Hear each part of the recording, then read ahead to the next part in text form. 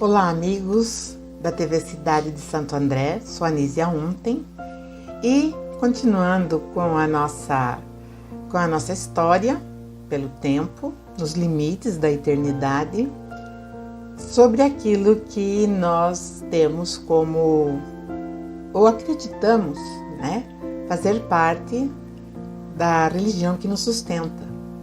Hoje nós somos cristãos. Mas antes de começar a falar sobre tudo aquilo que foi feito, sobre a saída do povo de Israel, do Egito, eu gostaria de falar alguma coisa que estava acontecendo numa esfera mais elevada, Que nós sabemos que os nossos colonizadores, eles brigaram muito entre si, porque houve, por parte de um dos deuses, uma ambição desmedida, e esse deus se chamava Marduk, e ele era o principal deus do Egito. Ele governava, ou os faraós governavam em nome dele. Esse deus estava tranquilo, porque ele estava com todo o povo de Israel, que era do outro deus, que era Enlil, e estava lá no Egito. Não importa as condições. Essa briga, então, ela tem, ela começa de cima para baixo. Tanto que Moisés, ele é chamado por uma divindade que se apresenta como Eu Sou, para que ele fosse lá e retirasse o povo. Enfim, ele vai, mas antes de o povo sair, como eu falei, não foram assim alguns dias, foram um tempo considerável, foi um tempo considerável para que ele se preparasse e preparasse também o povo. Porque é lógico que lá dentro nós sabemos que sempre existiram os anciãos, aqueles que eram os conselheiros do povo, e isso Israel manteve. Embora, talvez de forma mais raquítica, mas era mantido. Então, quando Moisés falava com o povo, evidentemente que esses anciãos levavam para o seu grupo tribal, que eles sempre se dividiram. Eu sou da tribo de Efraim, eu sou da tribo de Manassés, sou da tribo de Judá, eu sou da tribo de Dan. Enfim, então foi isso que aconteceu. Logo no primeiro momento, Moisés recebeu uma orientação de que seria um espólio no Egito. Então nós temos isso registrado na própria Bíblia, que cada mulher ia pedir emprestado brincos de ouro, anéis, enfim, paramentos e também utensílios de ouro, de prata. Pois é, acontece que quando esses deuses estavam em guerra, em conflito, lá atrás eles tinham guardado dentro da quarta região, que era a sagrada, ali estava o porto espacial principal. E também eram guardadas muitas armas tecnologicamente muito mais poderosas da que nós temos hoje. E também, ali era um reduto militar. Lá ficava a Niursag, que era a deusa que mais tarde, vai ser chamada de santa.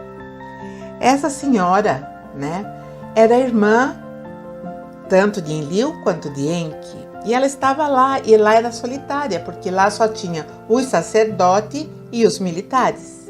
E ela ficava sozinha na casa da montanha. Enki resolveu fazer uma visita para essa irmã. Essa irmã que ele falava a dama solitária. E muito antes disso, lá ainda no planeta de origem, ela tinha sido prometida a ser a esposa dele, para que gerasse um sucessor. Só que ela não gostou, não gostou da ideia, não queria, gostou do outro irmão. Mas enfim, né? Nesse momento, quando ela estava sozinha, ele foi e ficou com ela. Aparentemente, era uma visita cordial de um irmão que estava preocupado com a irmã e a sua solidão, mas não foi bem isso. Na verdade, ele abriu as portas de todo o arsenal que ali estava guardado e, de alguma forma, né, obteve informações que eram confidenciais, enfim. Não foi uma boa coisa. Ali, naquele lugar, estavam guardadas, além das armas nucleares, estavam guardados também alguns outros objetos extremamente preciosos e também perigosos. Entre essas coisas e esses objetos, lá também estava guardada uma arca. Essa arca, se nós procurarmos, né, ou investigarmos, nós vamos ver que no Egito existia também. Ora, quem era o mandante lá do Egito? Era Marduk.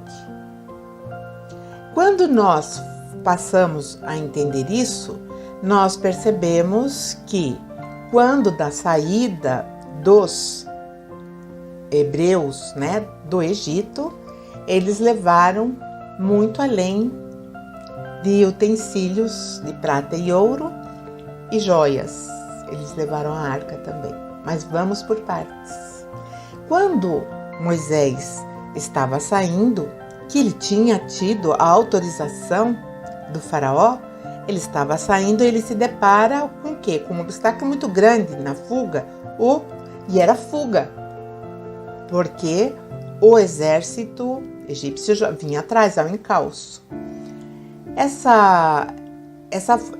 Esse obstáculo que era o mar, ele foi aberto e eles passaram com os pés secos, né, sobre a areia, e passaram no mar. Então esse mar, evidentemente, era um estreito de mar. Não podia ser um mar intenso, extenso, porque eles teriam um problema muito sério, né? Eles seriam, sim, capturados pelos exércitos egípcios. Então, esse mar era um estreito. Dizem os historiadores que esse mar seria o mar de juncos, que era um estreito.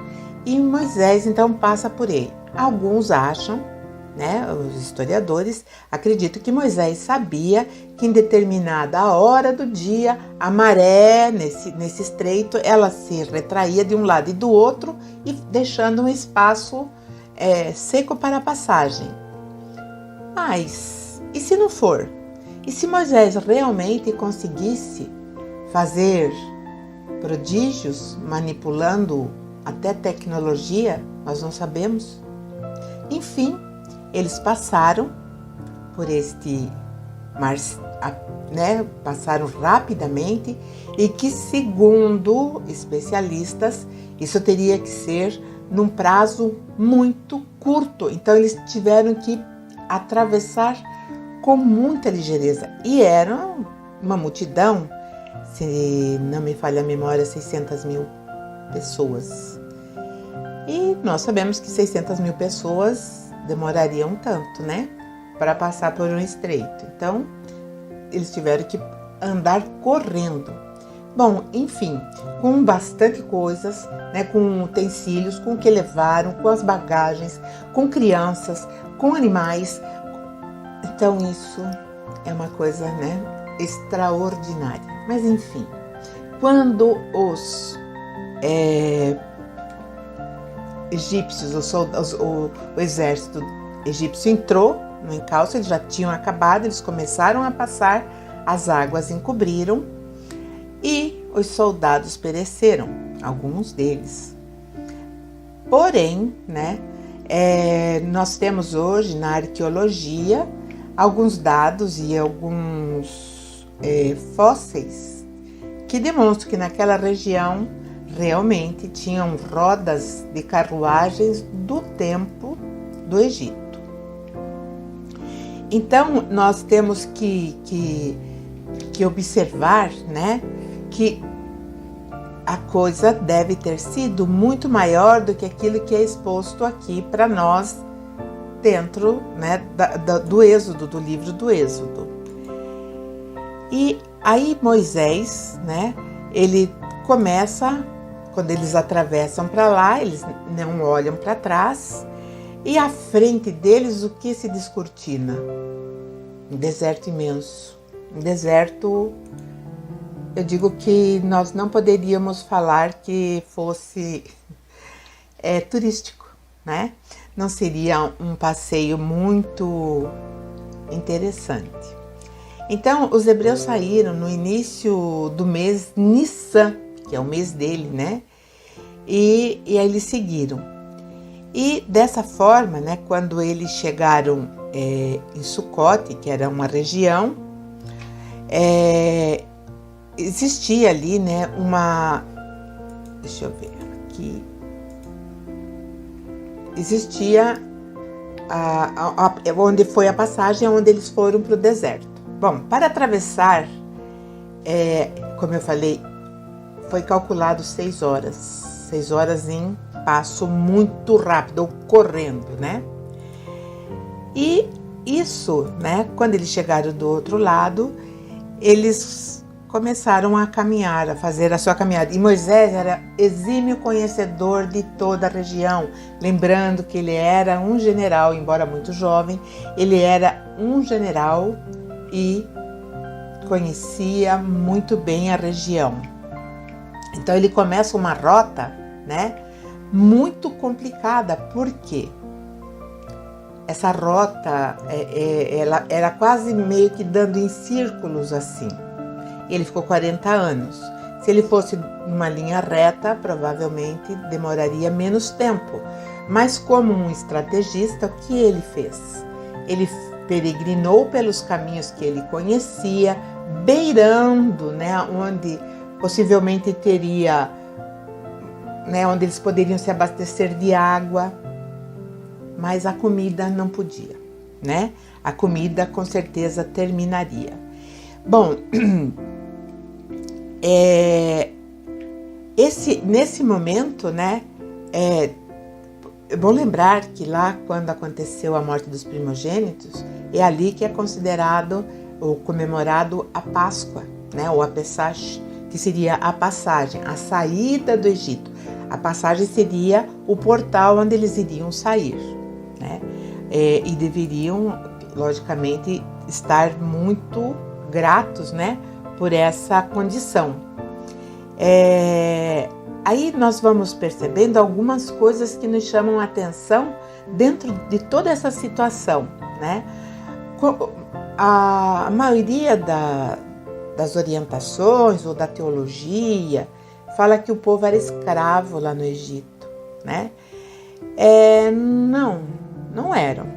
Eles viviam, evidentemente que tinha o trabalho pesado, onde muitos se propunham a fazer, né? Mas eles saíram, né, contra a vontade. Contra a vontade, tanto que vai surgindo insurreições no meio do caminho, né? E quando Moisés, logo no começo, já começou a ter as revoltas, porque eles perguntavam, né, para Moisés, isso através de uma liderança, evidentemente, né? Então eles perguntavam, pedindo ajuda, que Moisés pedisse ajuda do Senhor naquela andança inóspita pelo deserto. Então eles diziam a Moisés, através de um porta-voz: será que não havia sepulturas no Egito? Por que você nos trouxe para morrermos aqui no deserto? Veja só o que você fez nos tirando do Egito. Aí eles continuam ainda: e o que foi que lhe dissemos no Egito?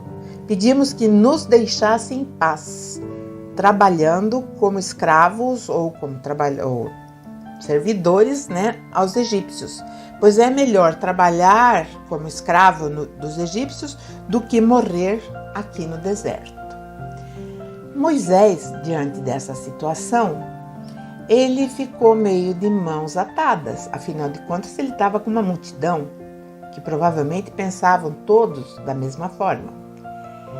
Aí Moisés então responde para eles: não tenham medo, fiquem firmes, e vocês verão que o Senhor de Israel vai ajudá-los ainda hoje.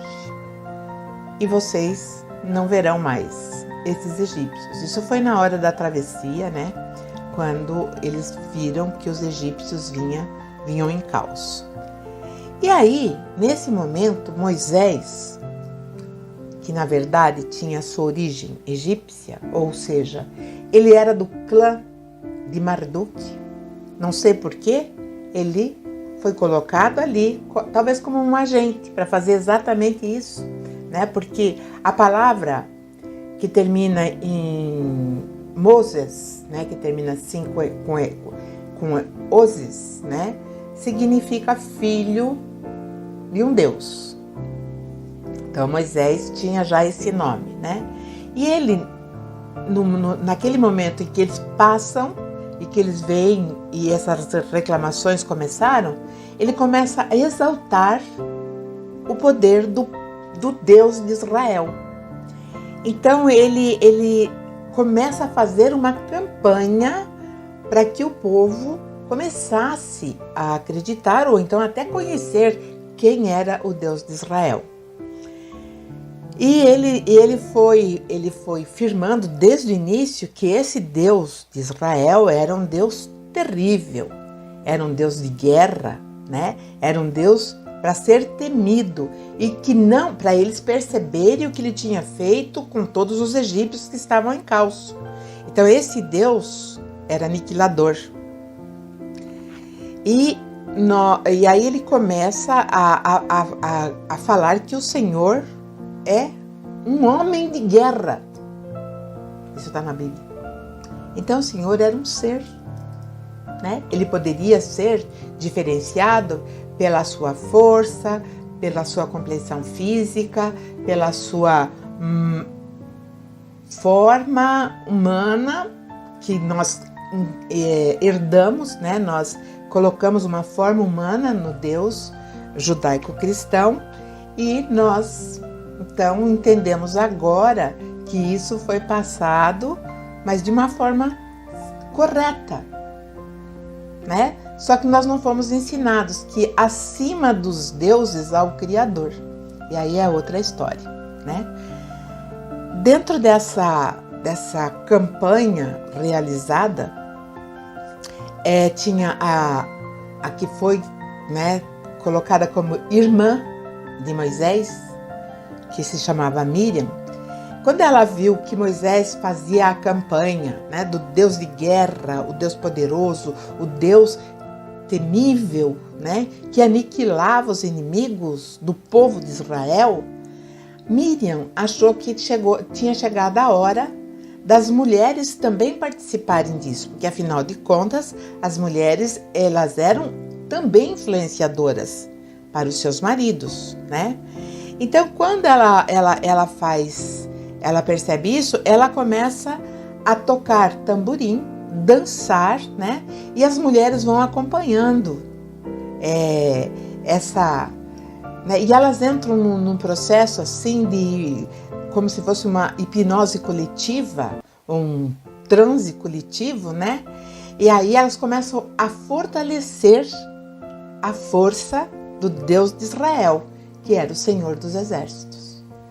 Então aí começa toda uma campanha para Yahvé, né? Mas tudo isso estava muito bom, né? O povo estava ali alicerçado, mas durou pouco, porque vem o primeiro insurgimento, né? Porque o sol inclemente do dia e o frio, né, cortante da noite tornaram a jornada insuportável. Nós sabemos que o deserto tem esses dois polos, né? De dia um calor incrível, de noite um frio terrível, né? Então os clamores começaram a ficar cada vez mais fortes e o clima começou a ficar denso e tenso, né? E então isso levou Moisés a perguntar para o Senhor, né, o que ele deveria fazer diante dessa situação. essa situação estava comprometendo a missão. E Moisés então vai pedir para que esse Senhor traga uma solução. E enquanto isso, né, esse clamor para Moisés, eles reclamavam que lá no Egito, embora eles trabalhassem pesado, eles tinham carne, comida, bebida, enfim, tinham uma vida tranquila, né? Que deles pouco exigia em relação aos tormentos que eles estavam passando no deserto, onde a pouca água que tinha era água salubre, né? Era uma água, não era potável. E aí Moisés, buscando a solução, ele foi a Yahvé, e Yahvé então trouxe para ele, né, algo assim, que deu uma madeira, deu uma madeira para ele, né, um tronco de árvore que serviria como se fosse um filtro. Assim que ele jogasse na água, as águas se tornariam potáveis, né? Então, esse foi a primeira dificuldade. E esse era o momento certo, então, para que Moisés colocasse ali a ordem e a disciplina. E nós estamos falando, isso está no capítulo 15 do Êxodo, né? Então, nós estamos falando dentro desse capítulo.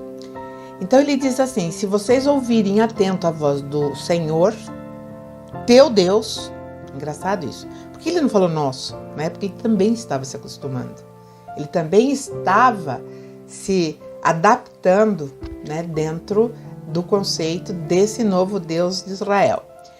E vocês fizerem o que é reto diante dos seus olhos e inclinarem os ouvidos aos seus mandamentos, e vocês guardarem todos os estatutos, nenhuma enfermidade porei sobre vocês.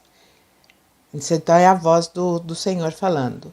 Iguais a que coloquei no Egito, porque eu sou o Senhor que te sara, né?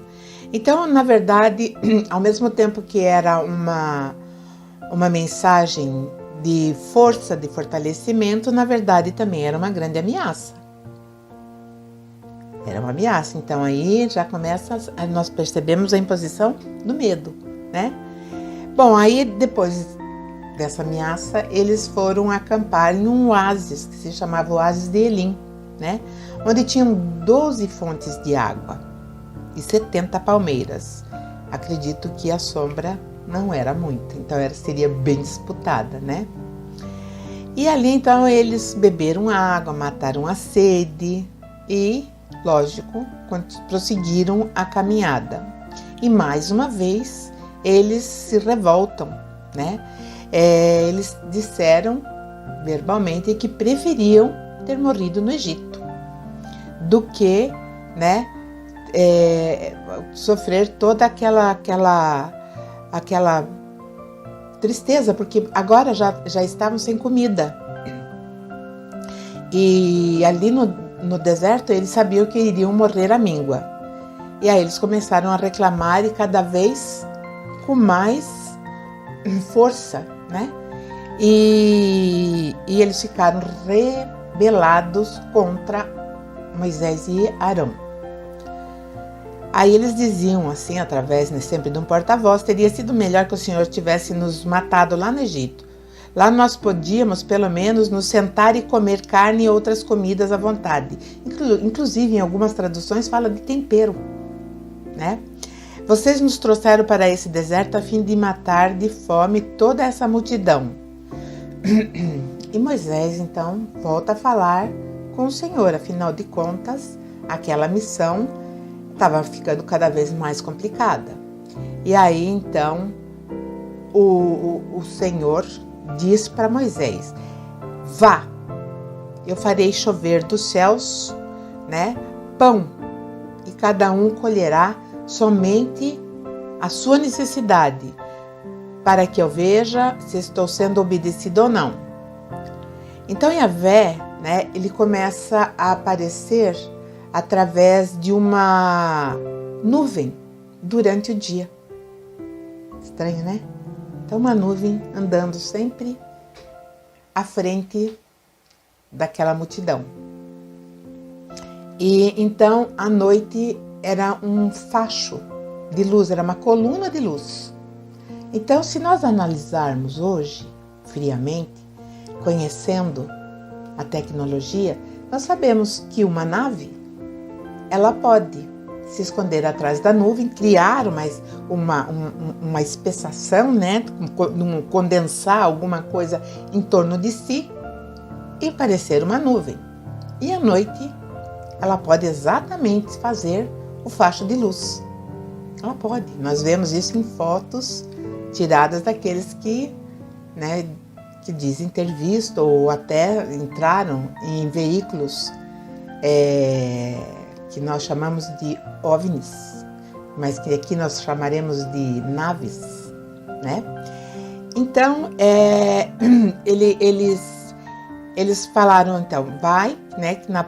Então, esse senhor surgindo, né, na nuvem, ele anuncia em voz alta, né, que as próximas 2 tardes comeriam carnes e pela manhã se fartariam de pão.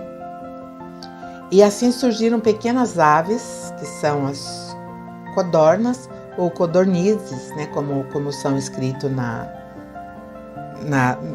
no livro, né, do Êxodo, e eles comeriam aquilo e se fartariam. Mas sim, de manhã, essas pequenas aves estavam lá. E eles, evidentemente, que comeram, se fartaram, mas tinham que, né, uma grande quantidade.